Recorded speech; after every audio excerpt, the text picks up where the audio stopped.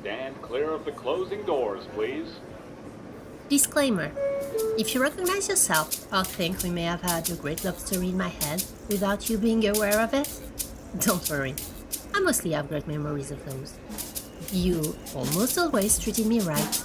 And for the time you made me cry because you flirted with other girls in front of me, I forgive you. You didn't know. What? Oh, I'm sorry. I was supposed to say, all characters appearing in this work are fictitious. Any resemblance to a real person, living or dead, is purely coincidental. Except if I actually say your name or give your phone number. Then you can safely assume I'm talking about you, Joey Capelito. But let us start by talking about him.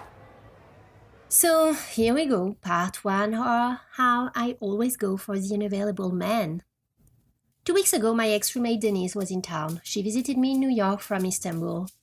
She had a friend here too, so we decided to all meet up at a bar, the Apotheke, in Chinatown. We were obviously late, and when we arrived, it was like Christmas morning. We had 6 straight guys waiting for us. Pierre, Denise's ex, 3 other rando who are absolutely not relevant to our story, and Adrienne and Ben. Adrienne is my height, Ben is taller. Both cute. My first instinct was to go toward Adrienne. If I had to compare them, I would say that Adrienne is more a Sonny Corleone, where Ben would be a Michael. Adrienne is a bit more flashy.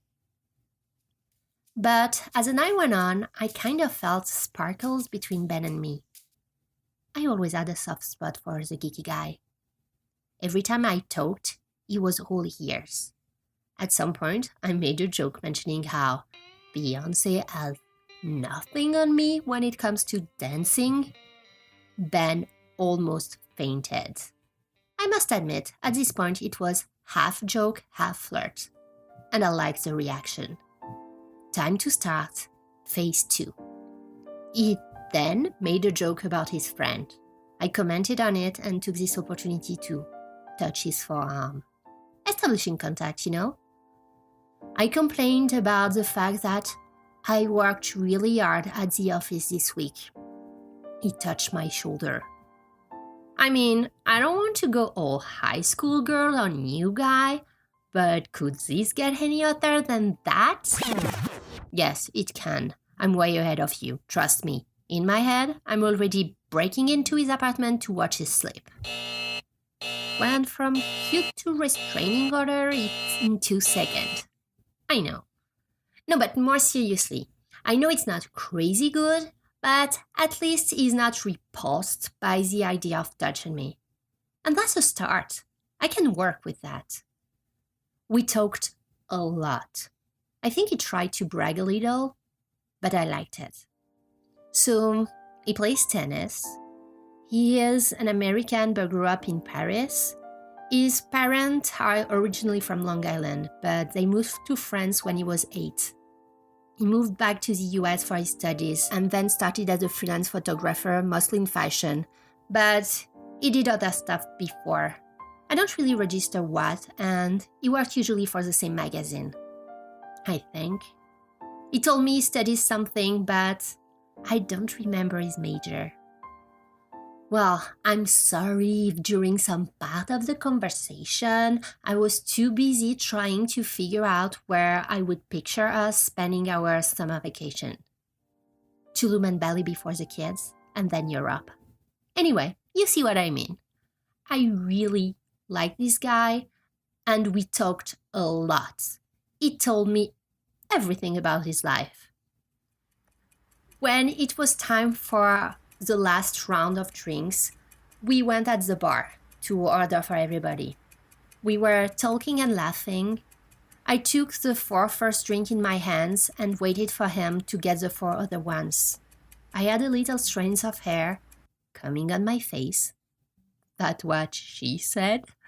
And he took it out of the way, looking at me intensely in the eye. That was so hot. It was almost as if we hooked up right there on the bar, Brangelina style. I really liked him. He has been so attentive all night. But every time I got too cocky, yes, that might happen sometimes, he would make a joke about me. I like it when a guy knows how to place his balance between I like you and being able to tell you when you're going too far. And if he does it with humor, he can do whatever he wants with me. Take me, Will Arnett! Anyway, you get the gist. Cute guy, funny, manly, artistic, and not shallow. We had a lot of chemistry, but nothing happened. The drink ended with my friend Denise running away from her ex and us pretending we needed to meet some other friends. But we kind of planned to see each other again before Denise and Pierre left. When we arrived home, Denise asked me about Ben. At first, I denied everything. But she told me right away, I think he likes you. Anyway, at this point, I tried to play it cool.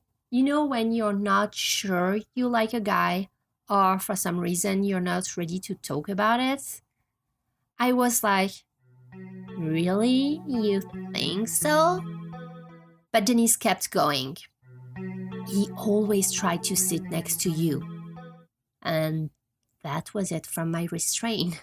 I started explaining to her the whole night. The strand of hair, the shoulder touching, everything. I told her that I tried to picture what he would look like as an old man. Denise agreed with me. The ideal would be to see a photo of his dad. But I'm not close enough to ask yet. Just kidding. Well, kind of. But we did the next best thing. Internet stalking. He was really easy to find since he's Pierre's friend. First, I want to mention that it was okay to not remember where and what he studies since those info were on his Facebook page, University of Maryland. His birthday is August 18th, Leo. Not really happy about that part since I believe in astrology and I think Leos are really more into conflict than I am. But he's so cute that I could get into fight with him. A lot of girls wished him a happy birthday last year. Not thrilled about that one. His mom is on Facebook and comments a lot on what he posts and gets tagged in. Yikes. He has a brother. He has an Instagram account, but it's closed. Bummer. His last tweet is from 2 years ago, but the one before 4 years ago. Oh, and we found his roommate, I think, because we went on Venmo and saw that he pays every month the same person with the house emoji as a description. And it must be that because the roommate is tagged in a lot of Facebook pictures with him. To sum up, I guess, he's not really active on social media, but he is tagged in a lot of pictures. So with Denise, we went through a lot of those. I don't know why I'm lying here. We went through every single picture of them. Yes, I went down the rabbit hole there. Nothing really to report except that he's really cute and I really like him. Only one thing was clear. We had to see them again before Denise left because I didn't exchange phone number with Ben. It was a bit complicated with Pierre and Denise since their relationship could be compared to the relationship between the United States and Russia post-Cold War. Supposedly, they're cool, but you can still feel the shadow of the past. She could definitely not text him right away. Thanks God, she didn't have to. The day after, during the afternoon, an unknown number texts Denise. It was Pierre, from Ben's phone. They were going to the Comedy Cellar Thursday and asked if we wanted to join. Sure. Right away, Ben's number was added to my phone, just in case. So on Thursday, we went. Ben was there, obviously, still super cute and super flirty.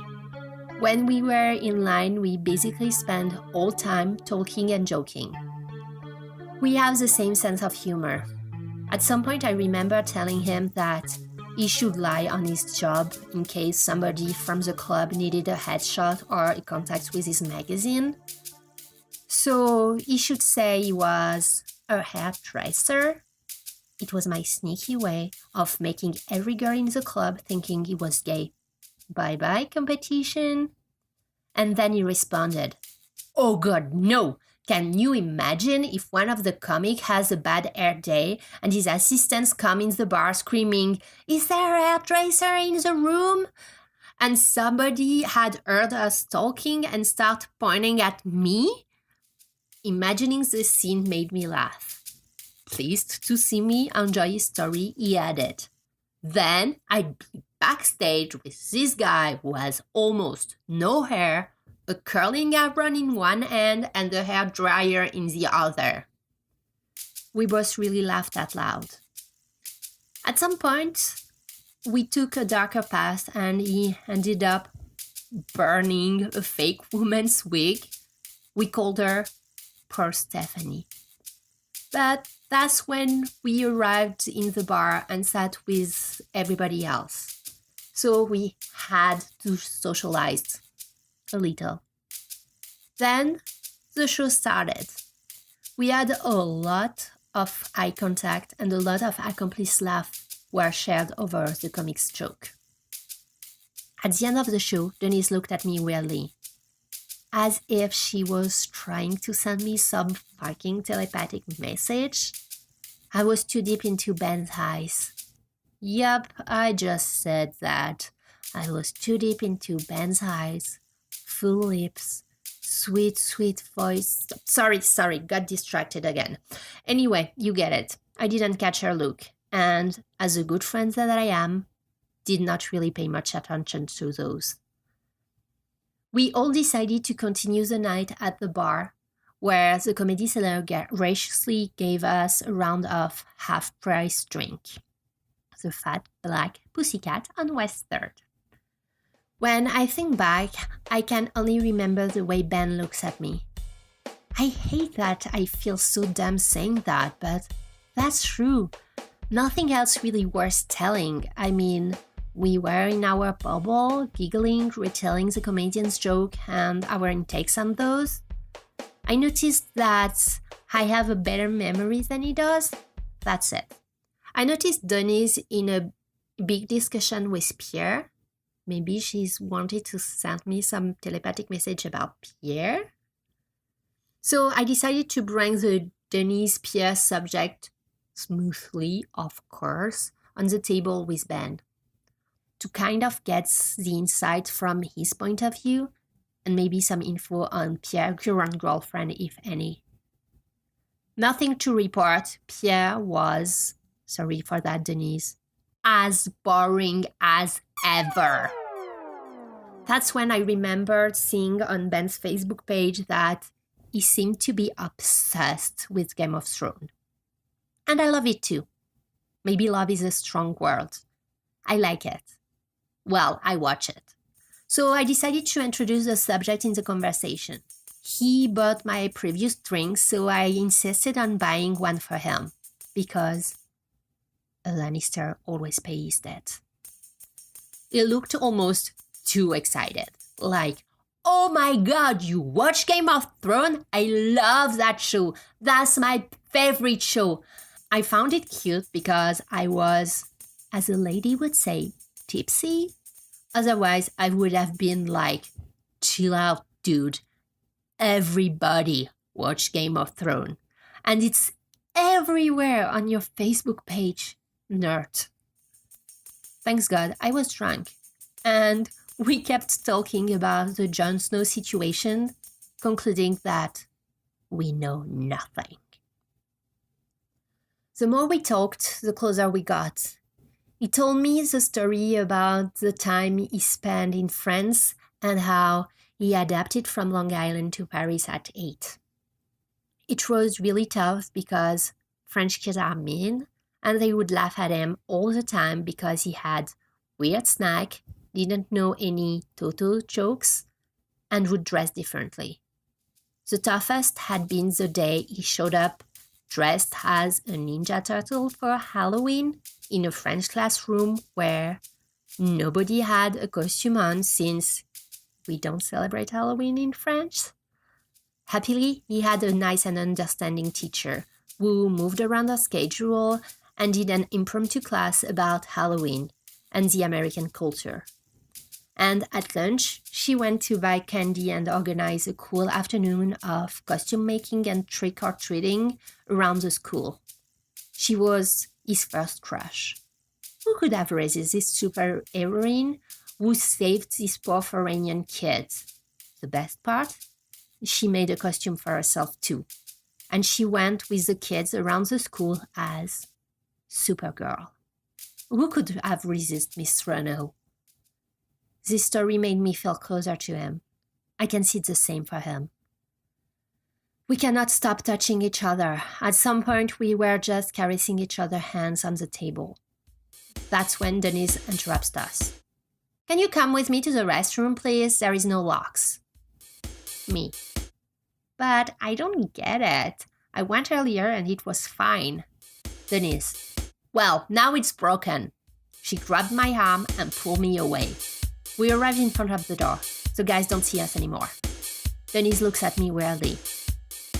I'm like, are you planning on going? No, I just needed you away from Ben to tell you something before anything happens. Okay. When you have this information, you can do whatever you want with it. But I think it's important for you to have it before doing anything. Well, it's maybe nothing, I don't know, but I cannot not say anything. It's not a big deal or anything, but it's better. We don't really care. What an asshole. Yep, she was drunk and spiraling. So I decided to interrupt her gently. Tell me! Ben has a girlfriend. I'm sorry, what?